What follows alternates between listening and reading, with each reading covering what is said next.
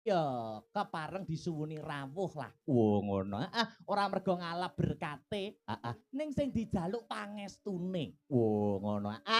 Mangane wong manten, wong sunat, wong-wong diundang kuwi apa to? Dijaluki pangestune. Amin. Lho, muni amin kuwi iso salah wong saiki. Amin karo hamin wis beda. Wo ngono. Amin muga kinabula. Hamin muga cilaka. Lho lha beda ta, Nduk? Oh, ngono. Heeh. Heeh. Amin pariwisata du ngawur ae. Lah iya, luar biasa. Uga ngaturke panuwun, Nak, iki karo Ibu Kepala Desa. Heeh. Ibu Lucy, heeh. Sing memfasilitasi awake dhewe iso pentas ana kene sing memadai. Lah iya, engko diaturi munggah. Jare pinter nyanyi kok, Nduk. Lah iya, Iya, bengi iki uga disiarke langsung lumantar channel YouTube ya kuwi Asta Brata Media. Dadi sing kepareng ora bisa mirsani lumantar TKP utawa langsung ana ing lokasi iso memantau lumantar channel YouTube dhewe-dhewe ya kuwi channel YouTube via streaming Asta Brata Media. Wah ya. Khususnya penggemar setia Asta Brata Media, sumrambahe para sutresna budaya pecinta wayang kulit. Kaya mau sore uga kepareng rawuh dulur-dulur WMC Wayang Mania Community. Wo iya, Mas Karno dan kawan-kawan iki hebat. Ora fanatik nyang dalang sing penting wayang. Lah iya, iya yang iya. Nduk, dalem.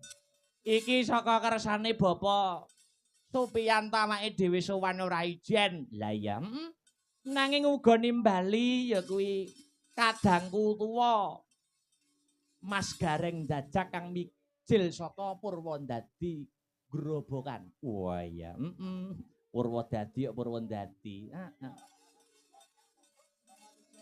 Diaturi munggah. Ana pepanggungan supaya melu ngregengke swasana bengi iki ya, Mak. Ya, sepoting nggo praon mecah sepining swasana. Monggo Mas Gareng Jajak katuran minggah wonten ing sasana budaya. Celaret.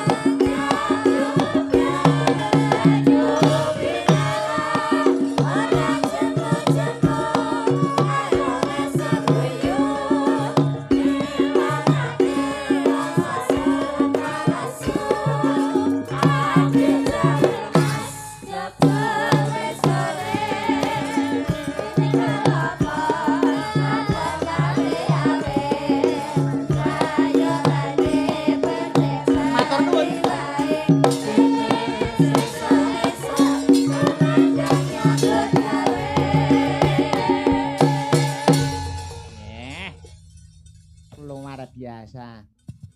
Wilujeng dalu selamat malam, good night Mas Gareng. Wilujeng dalu selamat malam, good night Mas Akbar. Alhamdulillah atas berkat Alhamdulillah. rahmat Tuhan kita diperketemukan kembali ana ing Alhamdulillah. Desa Kewagian. Kewagian nderekipun Kecamatan Loceret. Ya. Nganjuk, Jawa Timur.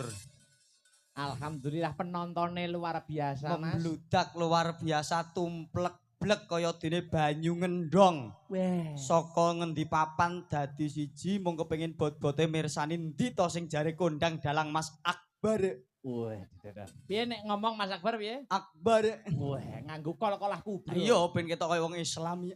Iya. Ning estu luar biasa. Iya. Alhamdulillah. Wilujeng dalu, Ibu. Heeh. Sami sehat nggih? Sehat, alhamdulillah. Kula ora patek kok, Bu. Lho.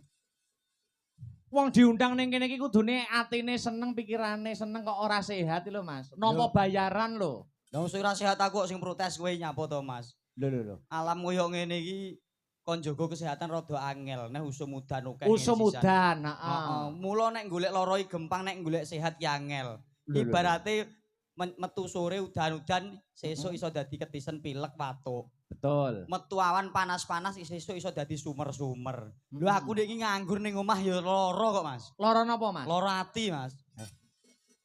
Lara ati iki ora perkara musim lho. Lara ati ya apa sampeyan iki? Alah kowe ora ngerti kabar. Wong seniman ki sampeyan ki menjadi ibarate pelawak, menghibur para warga masyarakat. Kok iso nyenengne atine wong liya, iso penak kok iso nyenengne atine dhewe ora iso. Kuwi rak saiki. Heeh. Ndek wingi aku lagi rampung kuliah. Oh. Tonggo-tonggo ngrasani. Apa jajak kae lho, rampung kuliah yo nganggur. Ben. Apa jajak kae lho, gede-gede jek ngrepoti wong tuwa. Oh. Alhamdulillah saiki aku dadi gareng, dadi pelawak. Alhamdulillah. Pembuktian. Lho jek dirasani. Nek ngrasani piye? Karo jajak gareng ijek ngrasani tanggane. Oh. Lho wong urip kok ewoe ora jamak. Ning alhamdulillah. Aku ambak koyo ngene dinyek ya tak menengne, Mas. Tanggaku nek ngenyek ora sithik ya, Mas. Jajak kae lho, tuasan sarjana, saiki gede-gede gur gareng, ngarah gareng lho iso dipangan apane. Ora nek dadi wong sugih. Astagfirullahaladzim. Kuwi mau sing tak omongne ning ngarep hake tetangga berarti ora dicakne karo tanggamu. Lah mula kuwi Mas saking lara atiku, gandeng aku krungu tak parani. Heeh. Piye moleh omong, baleni pisan kas aku ngono. Baleni pisan kas. Kowe iki lho gareng tangeh nek iso kena dipangan ora nek dadi wong sugih. Enteni tak buktekno aku. Heeh. Aku lulus kuliah 2018 terus gareng. Saiki 2024. 24. 6 tahun, Mas. 6 tahun gareng. Alhamdulillah tak parani ngomahe. Heeh. Saiki balenono pisan Mas, leh mumuni aku. Heeh. Gareng tangan iso mangan, tangane wong sugih. Bener kowe aku ngono. Kok iso bener? Lah teko saiki jeh ngene ayo, Mas. Ya kowe iki wajib untuk bersyukur. Akeh apa sithik kuwi rezeki wajib untuk disyukuri ngono. Ya ora iso. Lho. Ya ngono. Disyukuri nek akeh sithik kon syukur wong sesuk nggo tuku mangan kurang kok syukur. Ya syukurno tanggane tenan kuwi ya. Rumangsaku wong ning kene iki ditimbali diwenehi dhuwit, diwenehi rejeki, kudu syukur.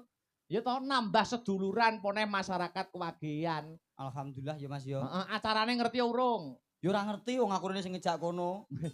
Lah ya acarane kuwi tasyakuran. Tasyakuran ini apa? Syukur. Syukuran. Syukuran apa Mas? Boleh pitik anu, sapine bayi. Kuwi iso sapine bayi, Pak Piyanto. Heeh. Weh, Piyanto. Pak Piyanto magister Manajemen? Lho, Kita kok kenal kita kaya akrab ngono. Mosok to Mas? Pak Piyanto terpilih menjadi dewan. Wakil rakyat. Kancane bapak niku. Lho. Pak Piyanto iki? Nggih. Pak Piyanto nek dewan kene to? Heeh. Padha bapak iku nggih dewan, Pak. Lho. Bapakmu ki dewan? Dewan. Dewan apa? Dewandi, Pak. Apa kuwi? Jenenge bapakku ki Suwandi. Oh. Ning desa nek caci cilik nyeluk dewan. Dewan. Dewan ndak pundi? Ngarit. Nggih, sami Pak, alhamdulillah kita senasib sama-sama dewan. Nggih, alhamdulillah atase piyai misuwur jek seneng karo kabudayane, gelem gelar kabudayan kanggo tontonan, syukur baging Wonosari patine sing kena dadi tuntunan.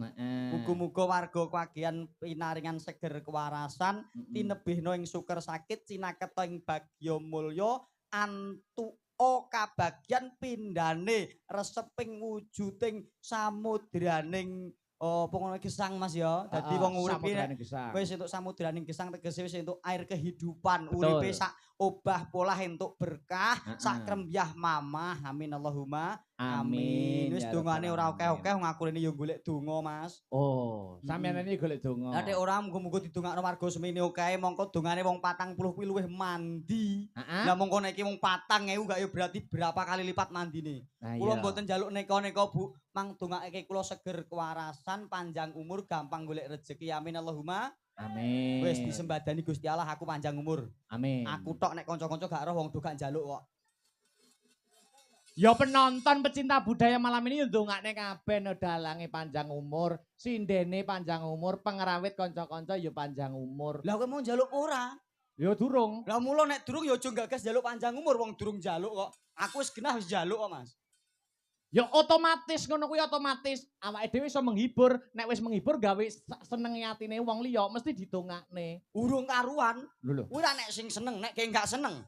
Oh. Wong nonton wayang iki titikane gempang Mas. Gampange piye? Angger mirsani wayang kok linggih jenjem anteng madhep mengarep karo guyang-guyu gelage lho berarti seneng. Oh. Nek ora seneng sepele Mas. Sepele. Mau-maune lungguh kok ora seneng ngadeg nyet mulih karo glendeh-glendeh rasan-rasan. Heeh. Diapure ngono ditanggap. Kuwi nek ora seneng. Nek ora seneng. Gandeng piyaine seneng alhamdulillah semene oke do lungguh kabeh. Sebab apa kok lungguh? Lho, ya menikmati wayang. Ora iso. Ben ora keju sikile. Ora iso. Lho penyebabnya apa penonton wayang kok lungguh? Lah ora nek kursine yo deprok to, Mas. Aja nek kursine yo lungguh kursi to, iki ngawur. Ya ngene iki malah merakyat kok. Leres malah dadi akrab, dadi akur. Iki beda agama, beda pilihan, beda suku, beda bangsa bebasane nglumpuk dadi siji nyatane yo dadi guyub rukun.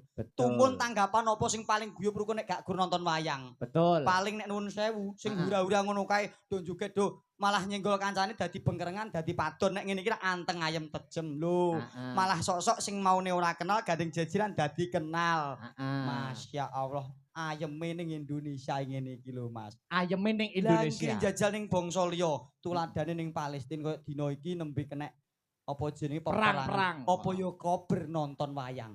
Oh, ning kono mula ora ana wayangan ya Mas. Ora ana Mas, nek perang malah bendina. Oh. Ah sing perang tenanan wonge tenanan. Lho nek kene gak tenanan to kamu? Ya perange wayang. Lho gak tenanan. Lho, ya perange wayang ning tenanan sing perang wayange. Lah ngono kuwi digenahno. Mas tuh nek tenanan ya kono tenanan, nek gak tenanan kan tak genahke karo Pak Supianto. Pak, le nyambut damel gak tenanan, le bayar gak sah tenanan, aku ngono misal. Sik to. Perange iki tenanan. Lho, ning sing perang wayang ora wong, ngono lho. Oh ngono dadi Heeh. Menggambarkan nek kuwi perang. Menggambarkan perang. Jadi ora tenanan perange. Oh, lah kuwi berarti warah-warah wong kene mbok kon perang. Lho. Maksudnya piye ya? Perange mergo enek konflik. Lah ya berarti nek konflik kudu perang. Ya kudu perang. Lho, pagelaran wayang iki kudu merata. Ana lagu-lagune, ana guyone, ana pituture, ana perange. Apa enek wayangan sewengi ora enek perange, ora enek konflik, ora enek gegerane belas. Oh berarti kudu nganggo geger. Heeh, lha nek menurutmu ora kudu nganggo geger to? Monggo Bapak-bapak mbok menawa iki sampun kondur saking mriki saged gegeran teng griya piyambak-piyambak. Ya ora ngono, tontonan nggawa tuntunan. Lah ya berarti enek perang omah ya nganggo perang no. Piye ya kok angel? Lah nek menurutmu wayang ora usah nggo perang? Ora usah. Lho. Lah piye nek gegeran ngono piye? Damai to Mas. Diselesaikan dengan berdiskusi dan bermusyawarah. Lah ngene ya kowe. Iso ora wayangan sing tanpa perang. Ben masyarakat ki nonton, oh nek ngono perang gak apik. Oh, wayangan sewengi oh gak aku perang. Lah apa rame? Diskusi. Loh. Iso diskusi Mas aku. Oh ngono pancen yo gathuke. Gathuke. Kuwi tegese wong urip kuwi ora iso luput perang kuwi tegese memerangi hawa nafsu. Ora kok filosofine. Ngono kuwi tak kandhani kowe roh to kowe. Ini dadak tak omongi sik. Aku arep muni ngono kedisikan awakmu. Ya ora kok perkara kedisikan aku. Wong pinter ya dhisik aku kok, Dik. Nek kowe iki rak sak uyahku adoh. Dalang kok diuyuh-uyuhne iki lho. Lah iya Mas nek cedak kan kuyohan to Mas. Mula sak uyahku adoh ngono lho. Tegese iki jaraknya itu jauh ngono lho Mas. Ning betul kok sampean ki ibarat aku bener terus to Mas, apa tau salah to aku iki. Diambut ngene lho, sik Mas ngene. Sampean ki tuwa sampean ngono lho karo aku ki. Lho. Nek umur boleh tua aku, Mas. Nek gagah-gagahan ya nuwun sewu. Napa? Gagah aku to, Mas. Nek iki aku ora trimo iki. Kok iso ora trimo? Lah nek Gagah napa kok rupane dioneng-oneng putih, ora percaya diri. Oh, alah sing kleru kowe, Mas. Wong nampa biji gagah kuwi ora kok perkara bagus rupane apa dedeg dhuwur cendheke dudu. Perkarane wong Gagah kuwi apa? Aku ndek bojo kono urung kok, Mas. Yo nuwun sewu, ora kok umuk ra sombong. Elek rupa, Mas. Gagahe wong lanang nek lakon ndek bojo, Mas. Wong lanang diarani gandeng, wong lanang diarani gagah, wong lanang diarani payu nek wis ndek bojo, Mas. dadi nek menurutmu aku arep gandeng kaya apa, gagah kaya apa, urung diarani gagah. Urung garek gak urung ndek bojo. Pertanyaane mung siji yo, Mas. Apa kuwi? Kowe jane seneng rabi apa ora? Lho nuwun sewu. Bocah lanang kuwi nek wis umur wis diwasa gek ndang omah-omah. Syarate wong omah-omah nek wis kelakon kudu iso golek penggawean, golek penghasilan, nyukupi kebutuhan raga lan kebutuhan nyawa. Saiki jenengan wis iso golek dhuwit. Ya ora? Ya wis lulusan sarjana. Berarti rak ya wis diwasa. Diwasa. Lah kurange apa jajal? Ngene lho, maksude iki ngene. Rabi kuwi ora gampang. Lho kandha sapa? Angger dhuwit 500 duwe nggawa ning KUA rabi kok Mas, gobloke lho. Kok kandha rabi ra gampang nyapa? Maksude ngene lho. Rabi kuwi ora mung ngrabekne bocah lanang karo bocah wedok, nek ngrabekne wong tuane menyatukan visi dan ora misi. usah. Wong tua wis do rabi dhewe-dhewe. Kok dadak mbok rabekno wong tuane ngopo? Butuh menyamakan pikiran Ora iso nek mbok kon padha ya ora iso. Jenengan senengane apa? Hah? Makmu senengane apa dahare? Sego pecel. Lho aku seneng aku lontong, lho ora padha. Mbok kon padha sego pecel kabeh, bakul lontong ora payu. Wis bendo pikiran dhewe-dhewe. Maksude iki rabi kuwi ngene lho. Rabi ki angel. Ora usah kandan, wong urung tau rabi kok kandan. Saiki akeh ning berita, anak dibuang bapake, anak ditelantarni ibuke, mergo broken home. Ya toh? Kuwi nak mergo sebabnya faktor utamanya belum siap mental seorang laki-laki dan mental seorang perempuan untuk menikah. Berarti kowe urung siap mental. Durung no, makanya perlu menyiapkan mental, mematangkan pikiran dan hati. Oh, Gek cah iki gak ndek mental gek. Oh, maksudnya piye? lho wong lanang kok ora ndek mental, hingi. Ya duwe ning perlu dimatangkan lagi. Ya toh. Lho, urung mateng. Bu, silai kompormu, Bu. Tak godoke delok cah iki. Kowe iki ngombemu ki apa? Ngombe, ngunjukmu ki apa ngunjuk? Loh, teh. Oh, lah kurang bergizi, Mas. Loh, kudune ngombene bocah nom ki apa? Kaya aku lho. Ngombene apa? Susu ayam. Sik to. Ayam kok susu iki lho. Lho. Pengalamanmu cetek berarti, Mas. Susu iki ra duwe ayam. Ayame ra duwe.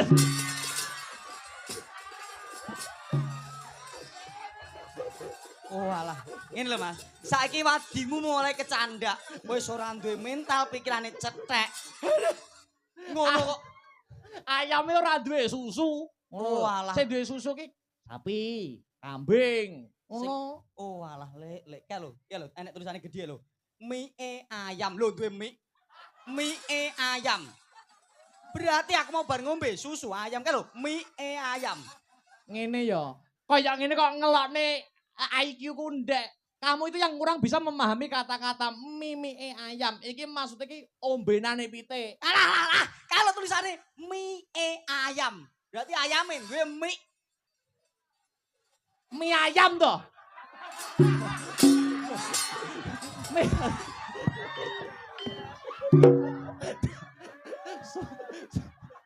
Sira mayang cangkemmu mancing aku. Mie ayam ki makanan. Oh, kok iso mie ayam? Kae lho tulisane mie ayam. Mie iki diwaca mie kuwi gandengane bakso. Dadi kayak saus, kayak sambel. Nek ngono gak nganggo mie ayam. Lah kae mie ayam. Lho, kuwi bahasa Indonesia ki ngono kuwi. Mie. Ning macane mie ayam. Lho. Ngono lho. Cetek cah iki. Cetek piye to? Lah aku nyatane ngono duwe susu kok. Lah pesanmu? Mie ayam. Duwe susu. Lah kok iso teko susu? Susu ayam. Lho, lah kemang mie ayam? Mbuh reng aku. Alah ngalah, wong dhek merasa memang rendah kok. Jauh dhek ya nuwun sewu. Terus nek IQ iki wis rabi. Ya wis to, Mas. Anakmu piro? 1. Lanang apa wedok? Wedok. Wis kurang piye neh? Ya sekolah wisan. Sekolah Mas TK. Lho, Mas Samu. Ya iso ngragati ya gur sak gareng iki. Alah. Alah bojoku kecukupan Mas. Anakmu ngono kuwi yo mbok sangoni nek sekolah. Alah nek esuk tak sangoni 1 juta nek rantek balik sekolah neh aku ngono. Alah le. Anake TK apa SD? TK. Budal sekolah mbok sangoni 1 juta. nek ora entek mulih rantek. Mulai rantek balik sekolah neh nganti entek lagi balik aku ngono. Sik kok sombong men, nggur sak gareng kok anake sangoni 1 juta lho. Wong cilikanku biyen nggur sangoni nek SD kuwi 5.000, nek SMP 10.000 ngono kok. Yo tarape beda Mas antarane aku ambek kowe mojo dipadake ya Mas. Bajiret kok kemaki men. Lah aku yo ora ngenangen kok Mas. Nggur angen-angene di belakang. Lah ning kan aku wong kecukupan Mas. Apa kecukupanmu nggo ndi? Alah bojoku ya ono yaene apa-apa tak cukupi Mas. Berarti mbok tukone emas-emasan, motor komplit, mobil komplit, mangan ya sing enak-enak. Tumbak cucukan. Lah jare kecukupan, berarti kan iso nyukupi butuhe wong wedok. Iya, ndek iki njaluk gelang. Heeh. Mas tukoke gelang, cukup, Dek. Terus, Mas tukoke motor, cukup, Dek. Tukoke tas, Mas, cukup toh, cukup. lah nek kuwi kere. Iso ngene cukup iki tegese ora disembadani, ora dituruti. Lah ngono kok wani rabi. Wong permintaane wong wedok ora iso nyukupi ngono kok wani rabi. Ayo, aku nak mempersiapkan kuwi kabeh. Dadi nek wong wedok njaluk apa-apa, aku iso nuruti. Lah iki sing susah, Mas. Lho, mula wong wedok do moh mek bojo dalangi sebabe omonganmu iki. Kok mau mek bojo dalange piye? Kowe mau ngendika piye? Lho, Apa-apa tak cukupi, kabeh tak turuti. turuti no. Lah kuwi nek wong wedok siji seneng kowe dadi bojomu mbok turuti kok gek nek wong wedok liya-liya ya mbok turuti kabeh. Mula nek ngendika hati-hati. Kaya aku cukup nggo bojoku tok, Mas. Lho, maksude iki aku ki sing tak kandhane mau ngarep menyiapkan mental, menyiapkan ya kuwi secara finansial ya toh. Dadi sawise nek rabi apa wae permintaane wong wedok tak sembadani, tak turuti. Oh, mau Tenan po ora? Mas nyuwun jarik tulis tukoke. Terus jarik ditulis ngono. Jarik tulis iki jarik sing ditulis kuwi lho, langsung. Lah ya jarik ditulis. Iya. Ditulisi jarik. Piye to Mas aku bingung aku. Jarik sing ora cap.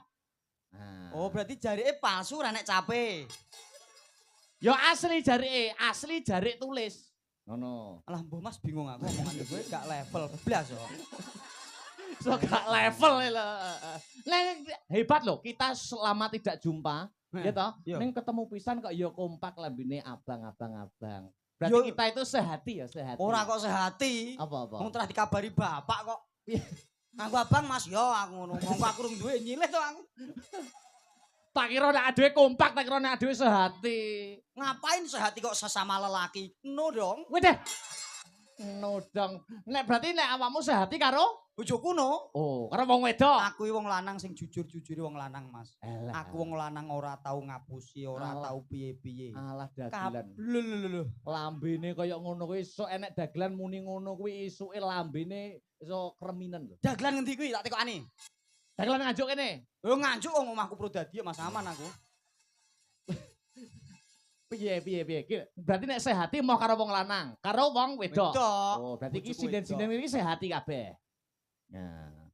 Piye nek karo bojomu ayu ndi? Sindenku karo bojomu. Alah jauh to Mas bojoku mbok padakno sinden-sinden. Alah kowe iki ngenyek aku kowe iki. Lho nyepelekke sinden plat age Asna Brata Group. Iki pilihan kabeh. Cantik kabeh, swara oke, ya toh, joget ya oke. Nek karo bojoku yo kadohan. Bojomu ya iso nyuwara, iso nembang, iso joget. Lho, padake wong bisu piye?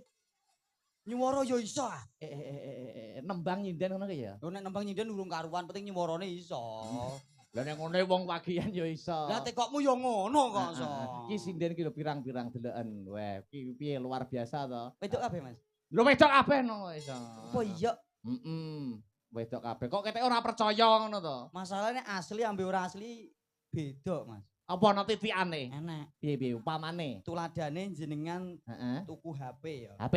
Oh, sendal wis sendal. Sendal. Sendal kae nek asli karo palsu. Nek sing palsu mesti entuk dijajal.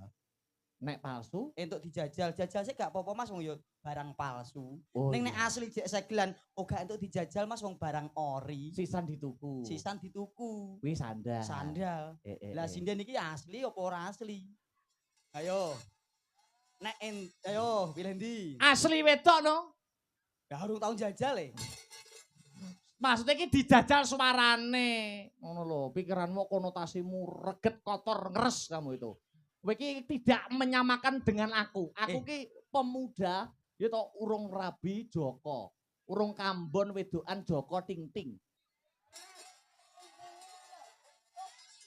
Kok iso kowe iki ngrembug sinden dijajali iki piye maksudmu? Konotasimu negatif iki ditonton anak-anak, ditonton live streaming banyak-banyak orang. Oh, Banyak-banyak apa orang-orang? Kowe iki aja mulek kok Mas. maksudnya orang banyak. Banyak ya banyak, orang ya orang. Orang-orang ngono wae lho. Orang-orang. Lah. Konotasimu jangan negatif. Lah yo gini kok yo ngerti nek tak jajal suarane. Lah mbok pikir apa sing mbok jajal? Ya kono aneh. Lho ngono kuwi to, sing ngeres aku apa kono? Aku iso kejeglong ya. Mula to Mas, nek ning omah ki aja sok seneng ning kamar dhewean.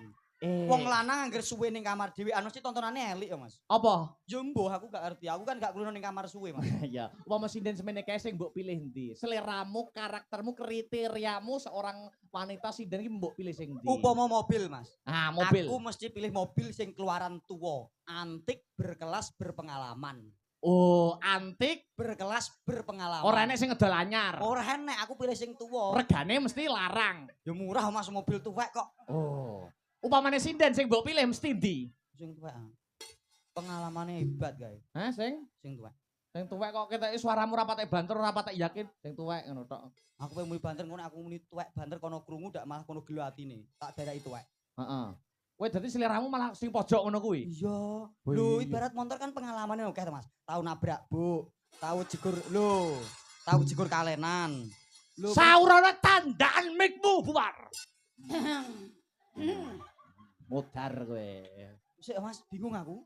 Ayo, piye Bu? Kowe dikira Pripun, tau pripun? kowe dilokne tau nabrak bok, nabrak wit, nabrak sekolahan. Kejegur kalenan. Kejegur kalenan. Menurut pendapatmu piye Bubar? Ya nek iso nabrak garenge kuwi. Jenengan nabrak kula. Nggih. Ya ora iso. Iso wong aku kendaraan molen kok. Sadurunge nabrak kan aku endo. Oh, endo dinggati, Bu. Dinggati. Ya panggah tak parani. Iya. Lah Pangga digodak. ngene iki lho sing mari kejegur kalenan. Oh, Enek mobil apa nabrak aku wis endo lah kok diparani iki. Ora jegur kalenan tenan. Ya ora masane. iso to, Mas. Lah kok iso? Lah aku ganduli sampean to. Nah, diganduli Tak jian. ganduli dadi nyemplung kalen bareng. Nah, nyemplung kalian berdua. Pertanyaane siji, Bu. Apa Kira-kira nek pawak aku yo ngene, sing kira-kira mbok gandoli nggih endi? Sing Ayo. kuwi, Aja mbok lirik isin sing aku. kuwi. Ah, Kuwi lihat. lah. Mana? Kuwi lah. lho. Endi apa? Kuwi. Campur. Tuh, Jare tuh, tangan-tangan. tuh. Lah, ki opo to rek angel kabeh uduk. Wis sing tuwek yo ngedek kae kok. Yo berpengalaman, Mas. Pengalaman ya. Andani kok ngene iki, Masya Allah. Tak pilihne sing nom, tak pilihne Eh? sing nom. Pilihne sing nom no. Ngono aku gak tawar gek-gek meteng kono kok. Hei! Maksudnya ini dipilih sing nom untuk berkenalan, mengapresiasi warga masyarakat Wagean. Begitu loh Mas Gareng. Oke, oke. Oke. Bu, jane kula milih jenengan karo dalange gak entuk. Ngono kuwi sing jahat aku pokono. Yongko. Napa? Lah aku lho pengen karo jenengan karo dalange tak pilih sing nom kuwi tuwek elek ngono ki. Ora. Tombak cucukan aja ngedu. Iki seniorku ki mbok du. Sampean aja ngono, Mas. Heeh, njaluk dikempit Bu kuwi. Lah iya. Heeh. Piye? Ndelok banting kuwi. Bantingan Bu. Heeh. Gendang. Mas ki ngono sampean tak critani gelem to. Ceritane apa? Oke, mang cerita Bu, kula mirengke gendang aku. Biasane wong tuwek nek cerita lucu-lucu kok. Heeh. Cah semene iki lagi lucu-lucune lho. Hei! Karo wong tuwek kok cah semen. Dawuh Bu, dawuh. Heeh. Aku ki duwe pacar. Nggih. Masya Allah. Sik to rungokno sik. Rungokne sik. Rungokne sik, rungokne sik. Semene iki jek pacaran. Duh, kuwi cerita ben rungokne sik, urung bar, urung rampung. Aku ki duwe pacar. Aku ndek pacar. Terus? Tontonan wayang ki ning kene iki nggone. Nggih. Pacarku mantan maksudnya. Oh, mantan pacar. Dan deloke kok rono kuwi lho nggih. Wong wayange ning kene kok deloke rono. Sapa? Mantan pacare Bu Parsinem sapa? Lho, jenengan to, Pak? Wayange ning kene kok nek delok rono kae mangkul sing. Oh, alah sing gak sadar jenengan kok, Bu. Lah napa? Lah genah kira no kok. Hei! Gak kewalik to. Sing kerai gareng kok. Pun Bu, pun Bu.